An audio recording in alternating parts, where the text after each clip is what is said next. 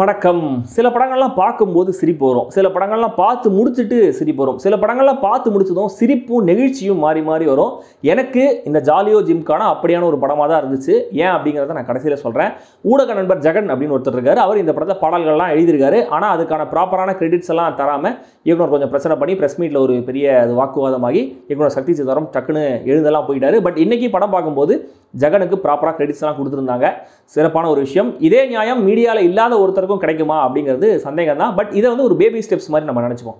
ஓகேவா? ஸோ இந்த ஜாலியோ ஜிம்கானா என்கிற நகைச்சுவை மத்தாப்பு, திரை வெடி, ஸ்க்ரீன் சைஸ் ஆட்டம் பாம், ரசிகர்களை ஆட வைக்கும் பாம்பு மாத்திரை, நம் நட்டை கழற்றும் நாட்டு வெடிகுண்டு எப்படி இருந்துச்சு அப்படிங்கிறத சொல்கிறேன்.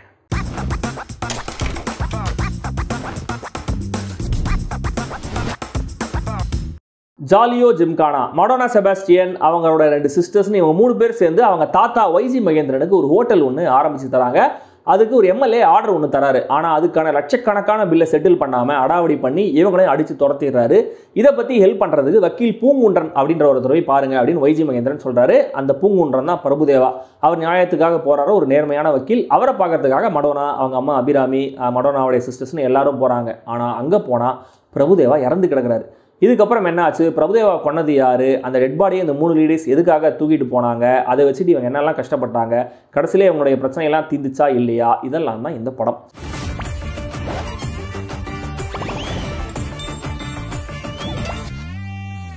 மடோனாவுக்கு கொடுக்கப்பட்ட டப்பிங் வாய்ஸ் காரணமா இல்லை நிஜமாவே அவங்க நடிப்பில் இம்ப்ரூவ் ஆயிருக்காங்களா அப்படிங்கிறது தெரியல. மொத்த படத்துலையும் ரொம்ப ஏர்னஸ்டாக தெரிஞ்சது இவங்களுடைய நடிப்பு மட்டுமே. அபிராமி செம்மையான ஓவர் ஆக்டிங்கில் கலக்கிருக்காங்க. மற்ற 2 சிஸ்டர்ஸாக நடிச்சிருக்கிற அபிராமி, மரியான 2 பேருமே அண்டர் ஆக்டிங்கில் கலக்கிருக்காங்க. டிபிக்கல் வில்லனா மதுசூதன் ராவ், டிபிக்கல் அல்லக்கை காமெடியன்ஸா ரோபோ சங்கர், காதல் வினோத், சர்ச் ஃபாதரா வர யோகி பாபு, தென் எம்எஸ் பாஸ்கர், ஜான் விஜய், இன்னும் பலரும் படத்தில் இருக்காங்க. பிரபுதேவா தன்னுடைய நடிப்பு திறனை காட்டுறதை விட தன்னுடைய ஃபிளெக்சிபிலிட்டியை காட்டவே இந்த படத்தில் நடிச்ச மாதிரி இருந்துச்சு. சும்மா சொல்ல நிஜமே மனுஷன் ஒரு ஹியூமன் ரப்பர் ரேஞ்சுக்கு வளைஞ்சு நடிச்சிருக்காரு. அஸ்வின் விநாயகமூர்த்தி இசையில் வர பாடல்கள் எதுவுமே படத்துடைய ஃப்ளோவில் சரியான இடங்களில் பிளேஸ் பண்ணப்படலை.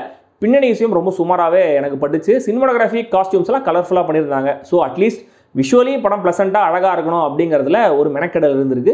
அதுக்கு பாராட்டுகள். பல காட்சிகள் எப்படி ஆரம்பிச்சு எப்படி முடியுது, திடீர்னு எப்படி இந்த சீன் வருது, நடுவில் எப்போ பாட்டு ஆரம்பிச்சதுன்னு எதுவுமே புரியாத வகையில் ஒரு புது விதமான எடிட் பேட்டர்ன் இந்த படத்தில் ஃபாலோ பண்ணியிருக்காங்க. ஆதி முதல் அந்தம் வரை எதுவுமே படத்தில் உருப்படலையா, வேலைக்கு ஆகலையா அப்படின்னு கேட்டிங்கன்னா அப்படிலாம் கிடையாது. ஒட்டுமொத்த சப்ஸ்டாண்டர்டான ரைட்டிங்கையும் தாண்டி ஆன் பேப்பர் சில ஐடியாஸ் ஸ்மார்ட்டாகவும் ஃபன்னியாகவும் இருந்திருக்கும் அப்படிங்கிறத புரிஞ்சிக்க முடியுது. இந்த வா தா இந்த 2 எழுத்தையும் மாற்றி போட்டு பேசுகிற ஆதவன் கேரக்டர் ஒரு நல்ல தாட். படம் பார்த்து வள தெளிச்சாலுமே கூட இந்த ஐடியாவை இன்னும் கூட கொஞ்சம் ப்ராமினென்ட்டாக யூஸ் பண்ணியிருக்கலான்ற மாதிரி நான் நினைச்சேன். ஜான் விஜய், எம்எஸ் பாஸ்கர் கேரக்டர்ஸை வச்சு வர அந்த ஜாதி சங்க காமெடி ஒரு சில இடங்களில் கொஞ்சம் பரவாயில்லன்னு சொல்ல வைக்குது. அண்ட் சென்சார் பண்ணப்பட்ட போலீஸ்காரனை கட்டிக்கிட்ட பாட்டு அண்ட் சில டான்ஸ் ஸ்டெப்ஸை தவிர படத்தில் ஆபாச காமெடின்னு ஏன் நினைவுக்கு தெரிஞ்சு எதுவும் இல்லை. இதுக்கு மேலே பாசிட்டிவ் விஷயங்களை தேடினாலும் கிடைக்காது அப்படின்னு சொல்கிற மாதிரி தான் இந்த படம் எனக்கு இருந்துச்சு. அப்சர்டாக சில்லியாக காமெடி பண்ணணும்னு முடிவு பண்ணியிருக்காங்க. ரைட்டு தான். ஆனால் எதையுமே இயல்பாக எழுதாமல் ரொம்ப கண்ட்ரைவிடாக கொண்டு போயிருக்காங்க. சாதாரணமாக ஸ்க்ரீன் பிளே கண்ட்ரைவிடாக இருந்தாலே நம்மளுக்கு ஒர்க் ஆகுது. அதுவும் காமெடிங்கிறது, காமெடி சிரிக்க வைக்கிறது ரொம்ப ரொம்ப கஷ்டம். அதையும் தான் இஷ்டத்துக்கு கண்ட்ரைவிடாக உழைச்சி எழுதும்போது அது ஒர்க் ஆகிறது ரொம்ப கஷ்டம். சார் இந்த சீனில் நம்மளுக்கு இப்படி ஒரு காமெடி வரணும் சார், அதனால் அதுக்காக இப்படி ஒரு கேரக்டர் நம்ம எழுதுவோம், அதுக்காக இப்படி ஒரு சிச்சுவேஷன் நம்ம புதுசாக ஆர்டிஃபிஷியலாக கிரியேட் பண்ணணும்னா மொத்த ஸ்கிரிப்ட்டுமே எழுதப்பட்டிருக்கு. உதாரணத்துக்கு சொல்லணும்னா படம் முழுக்க 4 லேடிஸ் ஒரு பணத்தோட சுற்றுறாங்க. யாருக்கும் சந்தேகம் வரக்கூடாது இல்லையா? ஸோ ஒரு ஹீரோயின் மிமிக்ரி பண்ணுவாங்க. ஸோ ஒரு கேரக்டர் ரோபோட்டிக்ஸில் கிங். அதுவும் எப்படின்னா ஸ்பெசிஃபிக்காக செத்து போன அனிமல்ஸை ரோபோட்டிக்ஸில் எழுந்து நடக்க வைப்பாங்களாம். அதெல்லாம் யார் பண்ண சொன்னாங்க? யாரும் காலேஜில் கேள்வி கேட்க மாட்டாங்களான்னு தெரியல. அண்ட் இன்னொரு கேரக்டர் பக்காவாக போலியாக கையெழுத்து போடுவாங்களாம். இந்த ரேஞ்சுக்கு இஷ்டத்துக்கு உருட்டி வச்சிருக்காங்க. இயக்குனர் படத்தோட ஆரம்பத்தில் சொன்ன மாதிரி லாஜிக்கலாக கண்டிப்பாக நான் கண்டுக்கவே இல்லை. பட் எந்த இடத்துலையுமே படம் சீரியஸாகவும் சரி விளையாட்டாகவும் சரி என்ன சிரிக்க வைக்கவே இல்லை. படத்தில் ரைமிங்காக பல டைலாக்ஸ் எழுதி அதையெல்லாம் காமெடின்னு தீவிரமாக நம்பியிருக்காங்க. பூதமே பூத கண்ணாடியோட இருக்கு. இது டெட் பாடி இல்லை 10 கோடி. சிக்கன் குனியா வந்தா சிக்கனை குடிந்து சாப்பிடணும். தரங்கம்பாடி காட்பாடி எல்லாருமே எங்க பாடி தாங்க.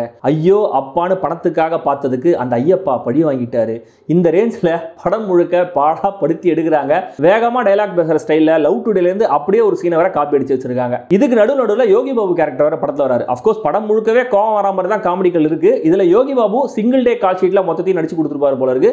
அதுலயும் ஒரு காமெடி கூட நம்மளுக்கு சிங்க் ஆகவே மாட்டேங்குது. பட் யோகி பாபு கேரக்டர் படத்தில் சில வசனங்கள்லாம் பேசுவார். என்னன்னா, தூங்குற மாதிரி நடிச்சா நீ கதை சொல்றதை நிறுத்துவேன்னு நினைச்சேன், ஆனா இல்ல, ஒரு 7.5 இருந்தா பரவாயில்ல, உங்களுக்கு 2 7.5 அதாவது 15 இருக்கு. இந்த மாதிரி வசனங்கள்லாம் படம் பார்க்குற நமக்கு பக்காவா கனெக்ட் ஆயிடுது. ஏன்னா படம் பார்க்கும்போது இதெல்லாம் நம்மளே ஸ்க்ரீனை பார்த்து சொல்கிற மாதிரி ஒரு ஃபீல் அந்த கனெக்ட் வந்துடுது. டைட்டில்லையாச்சும் இருக்கணும் அப்படின்னா ஜாலியோ ஜிம்கானான்னு பேர் வச்சிருக்காங்கன்னு நினைக்கிறேன். ஆனால் அதை விட பெட்டரான டைட்டில் ஒன்று இருக்குது, இஷ்டத்துக்கு அப்படின்னு வச்சுருக்கலாம். ஏன்னா நடுவில் திடீர்னு சோஷியல் இஷ்யூ பேசுகிறதும், திடீர்னு சோகமாகறதும், திடீர்னு பாட்டு வர்றதும், திடீர்னு காமெடி ட்ரை பண்ணுறதுன்னு டோனலி பயங்கர ரேண்டமான ஒரு படம். ஸோ அவங்க இஷ்டத்துக்கு ஏதோ எடுத்து வச்சிருக்காங்கன்னும் போது அதே டைட்டில் வச்சிருக்கலாம். இஷ்டத்துக்கு என்ன வேணால் எடுத்து வச்சுட்டு படம் ஆரம்பிக்கும் போது இதுக்கெல்லாம் நீங்கள் லாஜிக் பார்க்காதீங்க, இது ஒரு காமெடி படம், நம்ம வாய்ஸ் ஓவரில் எக்ஸ்கியூஸ் சொல்லிட்டா என்ன வேணால் பண்ணிடலாம், அதே தான் இந்த படத்தில் அவங்க பண்ணியிருக்காங்க. பட் அவங்க அதை காமெடின்னு பரிபூர்ணமாக நம்புறதை விட நம்மளையும் சிரிக்க சொல்கிறாங்க இல்லையா, இதனால் தான் இந்தியா இன்னும் வளர்ச்சாகாமல் கஷ்டப்பட்டுட்டு இருக்கு. இதை ஒரு கதையாக யோசிச்சு அதுக்கு திரைக்கதை எழுதி இவ்வளோ பேருக்கிட்ட சொல்லி கன்வின்ஸ் பண்ணி நடிக்க வச்சு ரிலீஸும் பண்ண இயக்குனருடைய கன்விக்ஷனை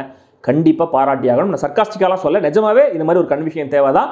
ஆனால் இப்படி ஒரு கன்விக்ஷன் தேவையா இல்லைங்கிறதுலாம் தனி டாபிக் தான். பட் புல் ஆஃப் பண்ணியிருக்காரு இல்லையா, அதுக்கு இந்த பாராட்டுகள். அதுக்கு ஹேட்ஸ் ஆஃப் மட்டும் இல்லை, நம்ம தலையோட சேர்த்தே கழட்டி வச்சிடலாம். மொத்தத்தில் இந்த ஜாலியோ ஜிம்கானா இயக்குனர் சக்தி சிதம்பரத்தின் ஃபிலிமோகிராஃபியில் ராஜாதி ராஜா, குரு சிஷ்யன், சார்லி சாப்ளின் 2, பேய் மாமா வரிசையில் மற்றும் ஒரு காமெடியான முயற்சி. கண்டிப்பாக இந்த படத்துடைய ஃப்ரீக்வன்சியில் ஜோக்ஸ் என்ஜாய் பண்ண சிரிக்க ரசிகர்கள் இருப்பாங்க. அதெல்லாம் நான் இல்லவே இல்லைன்னு சொல்ல, அவங்க ரசனையும் நான் எந்த விதத்திலையும் இன்ஃபீரியராக பார்க்கல. எனக்கு இந்த படம் டோட்டலாக ஒர்க் ஆகலை அப்படிங்கிறத தாண்டி நிறைய தார்மீக கோபங்களையும் ப்ரொவோக் பண்ணிச்சு அப்படிங்கிறது தான் என்னுடைய பாயிண்ட். இந்த படம் இப்போதைக்கு தியேட்டர்ஸில் மட்டுமே ரிலீஸ் ஆயிருக்கு. விருப்பமும் பொறுமையும் எதிர்காலத்து மேலே அதீதமான நம்பிக்கையும் இருக்கிறவங்க கண்டிப்பாக ட்ரை பண்ணுங்கள். ஆரம்பத்தை சொன்னேன் இல்லையா, எனக்கு சிரிப்பும் நிகழ்ச்சியும் மாறி மாறி வந்துச்சுன்னு. அது ஏன்னா இந்த படத்தை என்னால் பொறுமையாக உட்காந்து தியேட்டரில் பார்க்க முடிஞ்சுது அப்படிங்கிறத நினைக்கும் போது என்னோட மன உறுதியை நினச்சோம், சகிப்புத்தன்மையை நினச்சோம், அந்த நிகழ்ச்சி இருந்தது. நான் பண்ண சின்ன சின்ன பாவங்களுக்கெல்லாம் பிராய்ச்சித்தம் கிடச்சிருச்சு அப்படிங்கிறத நினைக்கும் போது நிம்மதியில் சிரிப்பு வந்துச்சு. அவ்வளோ. உங்களுக்கும் அப்படிப்பட்ட ஒரு ரிடம்ஷன் வேணுமா வேணாமா?